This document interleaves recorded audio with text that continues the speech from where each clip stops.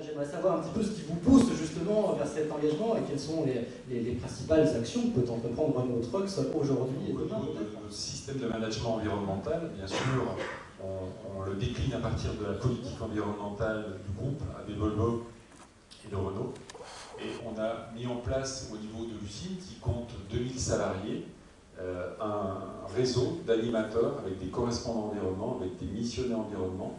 Et au quotidien, dans chacune de nos actions, nous cherchons à mettre en place des actions pour réduire les déchets, pour économiser l'énergie, par exemple. Le deuxième axe, je suis également responsable des projets industriels au niveau de l'usine de Bourg. Donc, dans tous nos projets industriels, on essaye d'intégrer des technologies vertes, des exigences HQE.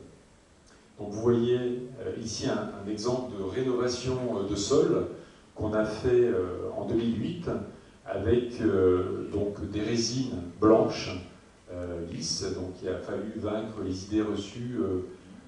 C'est lisse, c'est glissant. Non, s'il n'y a pas d'eau, c'est pas glissant. Et ça nous permet d'éviter des accidents parce que si une pièce tombe par terre, un lisant, on le voit tout de suite, on le ramasse.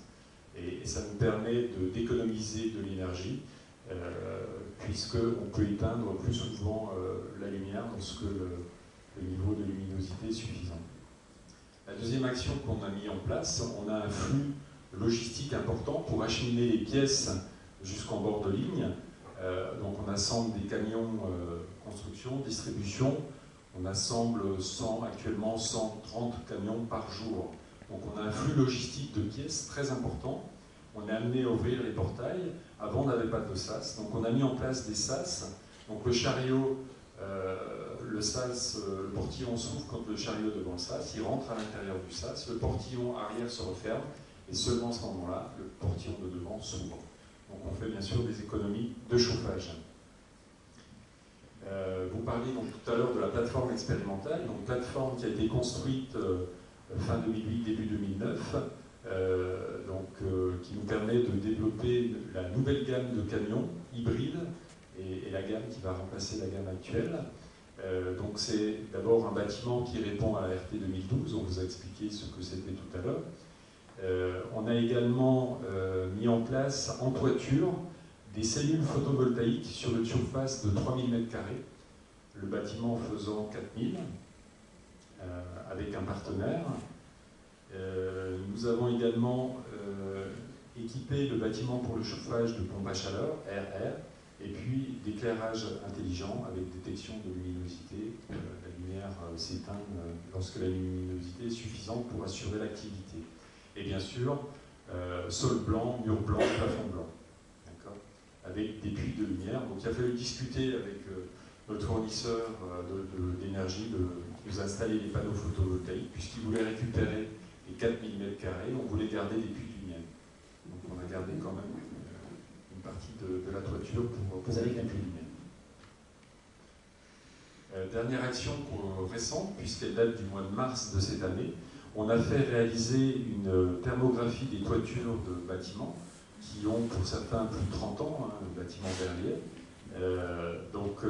Quand j'ai fait cette présentation à mon patron, je n'avais pas encore le rapport. Et quand il a vu en bas le bâtiment tout rouge, il était un peu paniqué. Donc c'est pas ça, on a actuellement le rapport, il n'est pas trop mauvais. Donc le principe, c'est d'utiliser un ballon à hélium équipé d'une nacelle avec dessus une caméra thermique qui va venir faire la signature de tous les bâtiments. Donc maintenant, on connaît la signature de tous les bâtiments de l'usine Renault Trucks, il y en a pas mal, et globalement, c'est pas trop mal. Donc on peut voir la différence entre les bâtiments qui ont 30 ans, qui ont des puits de lumière avec une signature thermique qui n'est pas très bonne, mais quand même correcte, et puis le nouveau bâtiment HDL, où là c'est parfait en termes d'isolation en toiture. Et puis ça nous a permis d'identifier quelques fuites. Donc pendant la période d'été, on va pouvoir engager des travaux assez modiques pour pouvoir les résorber ces fuites. Donc Renault Trucks SAS, qui a des sites sur Lyon et à Blainville, a fait le choix de prendre un certificat Alpenergie 100 pour le site de Bourg-en-Bresse, les autres sites ayant un contrat Alpenergie 25. Donc le choix, c'est on a une énergie d'origine 100% renouvelable, attestée par l'organisme TUV, et donc on paye un petit peu plus cher cette énergie. Et la différence, donc 0,7 € par mégawatt, est reversée à une dotation du Fonds Nature Option Énergie pour financer de nouveaux projets en termes d'énergie d'origine renouvelable.